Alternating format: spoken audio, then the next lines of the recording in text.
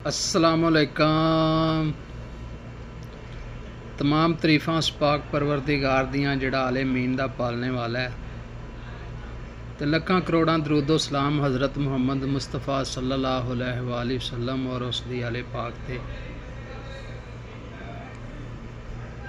जिहड़े कि वजह तहलीके कायनात ने।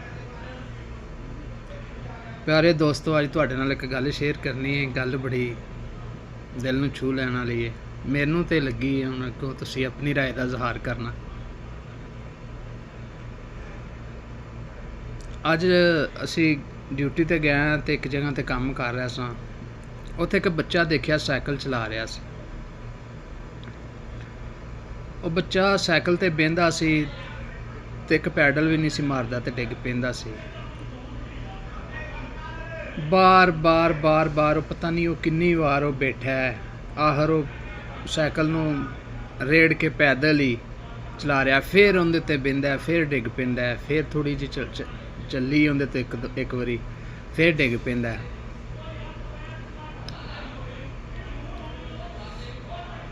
आखिर ਉਹਨੇ ना चला के साडे कोलों गायब होया है वो बच्चा। तो इस गल तो मैनू एक सबक मिलिया है कि सानू वो काम करना चाहिए कि जिंदे विच जिहड़ा साडा शौक होवे।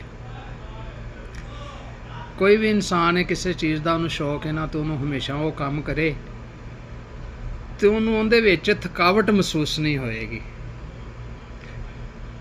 तो तुसी हुण दसना है कि क्या ये गल ठीक है। हमेशा अपने शौक वाला काम करो ताकि तुसी तुहानू वो हॉबी लगे, तुहानू इंज लगे कि तुहाडा वो मशगल है, ना तुहानू थकावट महसूस होवे, ना तुसी परेशान हो। मेरी कहानी कैसी लगी है कमेंट करके दस्या जी। Thank you very much. अल्लाह सोना हामी नासर। फिर मिलांगे इंशाअल्लाह।